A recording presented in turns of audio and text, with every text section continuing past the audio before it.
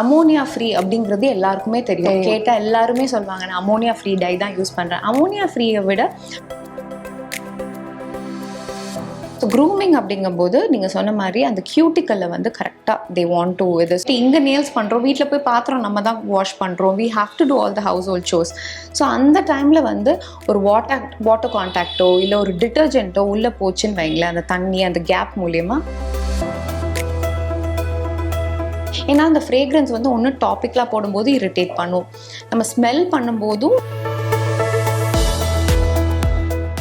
சேஸ்வாக் viewers, நான் உங்க Harsha. So இன்னைக்கு நம்ம எங்க இருக்கோம் அப்படின்னு பார்த்தோம்னா டாக்டர் பூர்ணிமா அவர்களோட கிளினிக்ல தான் இருக்கோம். நிறைய மேக்கப் பத்தி, அப்புறம் ஸ்கின் கேர் ப்ராப்ளம்ஸ் பத்தி நிறைய விஷயம் இன்னைக்கு நம்ம அவங்களோட கேட்டு தெரிஞ்சுக்க போறோம். வாங்க பேசலாம். வணக்கம். வணக்கம். ஹேர் டை அப்படின்றது வந்துட்டு எல்லா நடுத்தர மக்கள் ஆகட்டும், எல்லா ஸ்டேட்டஸ்ல இருக்கிறவங்களுமே வந்து யூஸ் பண்றது. இந்த ஃபவுண்டேஷன், கன்சீலர், பெர்மனன்ட் மேக்கப்லாம் சில பேர் தான், இன்ட்ரெஸ்டட் பீப்புள் தான் பண்ணுவாங்க. பட் இது ஒரு பேசிக் நெசசிட்டி ஆயிட்டு வருது இல்லையா? ஹேர் அண்ட் டையிங் பத்தி வந்துட்டு நிறைய எகெயின் கான்ட்ரவர்சியான ஒரு டாபிக். அது வந்து நம்ம மூஞ்சில அந்த டை இறங்குது, அதனால வந்துட்டு நிறைய அலர்ஜிஸ் காஸ் பண்ணுது, அந்த மாதிரிலாம் நம்ம நிறைய கேள்விப்பட்டிருக்கோம். அது எந்த லெவலுக்கு உண்மை? சரி, நீங்க ரைட்லி செட். இது வந்து எல்லா தரத்து மக்களும் யூஸ் பண்றாங்க. ஸோ அப்படி பார்த்தோம் அப்படின்னா ஒன்று ஹேர் டை, இன்னொன்று குங்குமம், இதெல்லாம் ரொம்ப காமன், எல்லாரும் யூஸ் பண்ணுறது. ஃபர்ஸ்ட் ஹேர் டை பற்றி பேசும்போது முக்கால்வாசி பார்த்தீங்கன்னா அந்த கவர்மெண்ட் சர்வீசஸ்லாம் அந்த கான்ட்ராக்ட் பேஸ் ஒர்க்கர்ஸ் எல்லாம் கண்டிப்பாக அந்த 48 அதுலலாம் ஹேர் டை போடுறீங்க. ஏமா போடுறீங்க அப்படின்னு கேட்டால் வயசு தெரியக்கூடாது கான்ட்ராக்டில் எடுக்கிறதுக்கு. So these are little things. Lowest socio economic ஸ்டேட்டஸில் இருக்கவங்க கூட இது பண்ணணும்னு நினைப்பாங்க. ஸோ என்னன்னா இல்லை, we don't go in for என்ன டை பார்க்கணும், அதில் என்ன இருக்குது. அமோனியா ஃப்ரீ அப்படிங்கிறது எல்லாருக்குமே தெரியும். கேட்டால் எல்லாருமே சொல்லுவாங்க நான் அமோனியா ஃப்ரீ டை தான் யூஸ் பண்ணுறேன். அமோனியா ஃப்ரீயை விட பிபிடி இது வந்து ரொம்ப இப்போ எல்லாரும் ஓரளவு கேட்க ஆரம்பிச்சிட்டாங்க, தெரிய ஆரம்பிச்சிருச்சு. பாராஃபெனலின் டயமீன் அப்படிங்கிற ஒரு காம்பனண்ட். இது என்ன அப்படின்னா இந்த கோல் தார், இந்த ரோட் போடுற அந்த தார் இருக்கு இல்லையா, அந்த இண்டஸ்ட்ரியில் யூஸ் பண்ணுற ஒரு சீப் கெமிக்கல். அது யூஸ் பண்ணும்போது என்னென்னா நல்லா பிடிச்சிக்கும் அந்த பிக்மெண்ட்டை. ஸோ அதுக்காக அதை கண்டிப்பாக ஹேர் டையில் யூஸ் பண்ணுவாங்க. ஸோ அது ரொம்ப ரொம்ப இட் இஸ் அ கார்சினோஜெனிக். கண்டிப்பாக அதிகமாக யூஸ் பண்ணும்போது கேன்சர் வரதுக்குரிய வாய்ப்பு இருக்குது. ஃபர்ஸ்ட் அலர்ஜியிலேருந்து ஆரம்பிக்கும். பட் சில பேர்லாம் டை போட்டோன்னா அப்படியே அரிச்சிட்டே இருப்பாங்க, எரிச்சல் இருக்கும், ரொம்ப திக்குன்னு எரியும். But they're so used to it. அது அப்படிதான் இருக்கும் அப்படின்ட்டு பழகிக்கிறாங்க. So these are somethings that should be avoided. So PPD இல்லாத ஹேர் டைஸ் பார்த்து வாங்கணும். Medical grade hair dyes are available. வேறு எது அப்படி வாங்கினாலுமே வந்து நீங்கள் வந்து இது பண்ணணும், பேட்ச் டெஸ்ட் பண்ணாமல் பண்ணக்கூடாது. இன்னொரு காமனான இது என்ன அப்படின்னு பார்த்தா எல்லாருமே சொல்லுவாங்க நான் அவரி விதை போட்டேம்மா, பிளாக் ஹென்னா தான் போட்டேன். இது இப்போ இதில் பிபிடி இருக்குது, இதில் இந்த கோல்தார் இண்டஸ்ட்ரியில் இருக்குது அப்படின்னா, நம்ம ஹென்னால பார்த்தீங்க அப்படின்னா இந்த டேனிங் இண்டஸ்ட்ரி இருக்குது இல்லையா, லெதர் டேனிங். ஸோ அந்த கெமிக்கல் போடும்போது அந்த ஆரஞ்சு கலர் வந்து பிடிக்கும். ஸோ எது பார்த்தாலும் நீங்கள் அரைச்சி நீங்களே ஹென்னா போடுறீங்க அப்படிங்கிற எக்ஸாக்ட்லி. நீங்கள் பவுடரா வாங்குறீங்க அப்படின்னா அதுலேயுமே இந்த பிளாக் ஹென்னால் எல்லாமே பிபிடி தான் போடுறாங்க. Okay. So these things should be red very well. And உங்களுக்கு முகத்துல எல்லாம் கருப்பு இறங்குது, இது மாதிரி பிக்மெண்டேஷன் வருது அப்படிங்கும்போது யூ ஷுட் அவாய்ட் இட். ஏன்னா இதெல்லாம் என்ன பண்ணுன்னா சென்சிடைசர்ஸ், வெயிலை வந்து நல்லா அட்ராக்ட் பண்ணி கொடுக்கும். கொஞ்சம் அங்கங்கே வந்து பேட்சியாக உள்ள அந்த ஸ்கின் வந்து டெபாசிட் ஆகும் இந்த பிக்மெண்டேஷன். ஒக்ரனோசிஸ் அப்படின்னு சொல்லுவோம். இந்த காஸ்மெட்டிக் ப்ராடக்ட்ஸ்லேயே அதாவது ஹைட்ரோக்வினான்லாம் யூஸ் பண்ணும்போது உள்ளே போய் அப்படியே அந்த கருப்பு பிக்மெண்டேஷன் மாதிரி வர தன்மை இருக்கும். ஸோ இதெல்லாமே வந்து அவாய்ட் பண்ணுறதுக்கு you have to do a patch test. Prolonged use இருக்கக்கூடாது. ஃப்ரீக்வன்சியை கொஞ்சம் குறைச்சிக்கிறது பெட்டர். ஒரு மாதத்துக்கு நம்ம 4 தடவை டை போடுறோம் அப்படின்னா ஒரு தடவைக்கு அத்தியாவசியத்துக்கு ஒரு ஃபங்க்ஷன், ஒரு சோஷியல் கேதரிங் அப்படி போட்டுக்கும் போது கொஞ்சம் பெட்டராக இருக்கணும். ஆமாம். இன்னொரு விஷயம், ஐ திங்க் நிறைய பேருக்கு இந்த ஒரு விஷயம் தெரியறது இல்லை. பட் இந்த after shave lotion and shaving creams அதுலேருந்து வர அந்த அலர்ஜி அண்ட் அது எவ்வளோ சேஃப் மேம்? அதில் என்ன இருக்கும் அப்படின்னா யூஸ்வலாக இது ரொம்ப காமன்ல எல்லாருமே வந்து யூஸ் பண்ணிடுவாங்க. ஸோ அதில் நிறைய வந்து தே ஹாவ் அந்த மஸ்க் காம்பனண்ட், ஜாஸ்மின், இன்னொன்று வந்து அந்த இரிட்டன்ட்காக அந்த கோலன் இருக்கிறதுக்காக alcohol. So all this will also cause. அதுவும் டைரெக்டாக ஃபேஸில் வந்து they tap. So directly it's not like your nail ஒரு காமன், அது என்டையர் ஃபேஸ் இது பண்ணும்போது அந்த அலர்ஜிக் ரியாக்ஷன்ஸ் ரொம்ப இருக்கும்.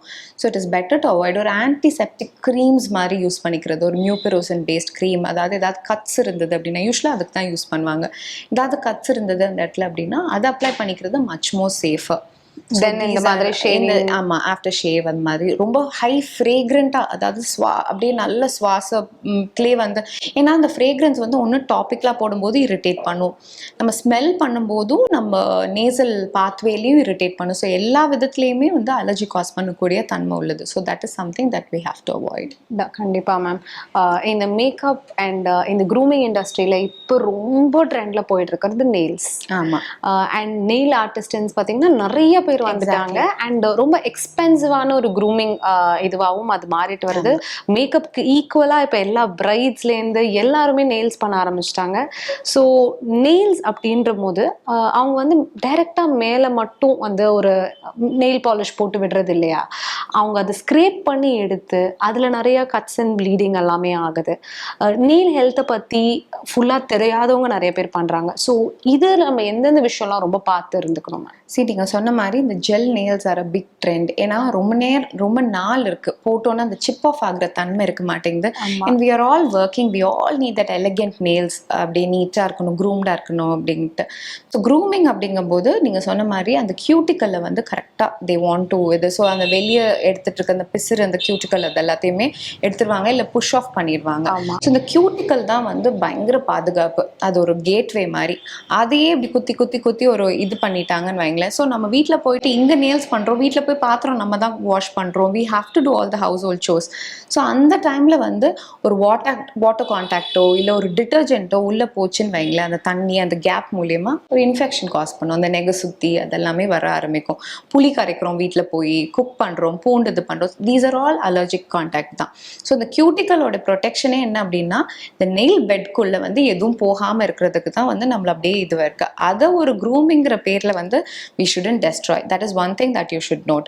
இன்னொன்று வந்து when we do your nail அந்த ஜெல் இது பண்ணும்போது கொஞ்சம் ஃப்ரீக்வன்சியை குறைச்சிக்கோங்க. ஏன்னா பண்ணாதீங்கன்னு யாரையுமே சொல்ல முடியாது. Because you know these are little, இப்போ லிப்ஸ்டிக்கே யாரும் போடாதீங்க அலர்ஜியே வராதுன்னு சொல்ல முடியாத மாதிரி இந்த ஸ்க்ரேப் ஆஃப் பண்ணுறதோ இல்லை இது பண்ணும்போது there are lot of techniques. சில நெயில் சலான்ஸில் வந்து they just scrape it off, சில இதில் they soak it and slowly remove it. So அந்த ரொம்ப ட்ராமடைஸ் பண்ணாமல் நெயில் பெட்டை that you will have to see. இன்னொன்று அதை ட்ரை பண்ணுறதுக்கு யூஸ் பண்ணுற யூவி லைட் இருக்கு இல்லையா, அது வந்து it should not be used. UV light பதில் LED lights are better. So நீங்கள் அப்படியே போகிறீங்க அப்படின்னாலும் ஒன்று சன்ஸ்க்ரீன் போட்டுருங்க, இல்லை க்ளவ்ஸ் மாதிரி யூவி ப்ரொடெக்டிவ் க்ளவ்ஸ் மாதிரி போட்டுட்டு ஒன்லி த நெயில் வில் இதெல்லாம் வந்து ஆசைக்கு அந்த ஃப்ரீக்வன்சியை குறைச்சிக்கோங்க. இது ஒரு மந்த்லி செஷனாக பண்ணும்போது definitely there are studies telling that these will affect in a long run. So அது நம்ம மெலனின் இருக்குது, நம்மக்கிட்ட அந்த பிக்மெண்டேஷன் இருக்கனால இந்த யூவி லைட்டில் போய் டைரெக்டாக எக்ஸ்போஸ் பண்ணுறது கொஞ்சம் டேன் ஆகும் ஒழிய பெரிய கேன்சர் காசிங் நமக்கு கொஞ்சம் குறைவாக இருக்குது. பட் இப்போது to be very honest of late நமக்கு தெரிஞ்ச நியர் அண்ட் டியர் ஒன்ஸ்க்கு எல்லாத்துக்கும் ஒரு மெலிக்னன்சி இருக்குங்கிற மாதிரி ஒரு ட்ரெண்ட் வர ஆரம்பிச்சு. It's become very common. So இப்போ நம்மளுமே we have to be careful, எங்கேருந்து எது மியூட்டேட் ஆகும் எப்படின்னே தெரிய மாட்டேங்குது இப்போ. So these are little things that you have to keep in mind. You do it indulge in these things, but ஒரு டு அன் எக்ஸ்டென்ட் வரைக்கும் தான் அப்படிங்கிறது. இந்த gel nails and acrylic nails பண்ணும்போது நிறைய கட்ஸ் வரதுக்கு வாய்ப்பு இருக்கு, நிறைய ப்ளீட் ஆகுது. அண்ட் அதுக்கு மேலேயே அவங்க அந்த அக்ரிலிக் போட்டு ஃபில் பண்றது, is that okay? It's not okay, it's definitely not okay. ஏன்னா உங்க நெயிலோடைய பெட்டையுமே ரொம்ப அந்த நெயில் இதையும் ரொம்ப வீக் ஆக்கிடும் திரும்ப இது பண்ணும்போது.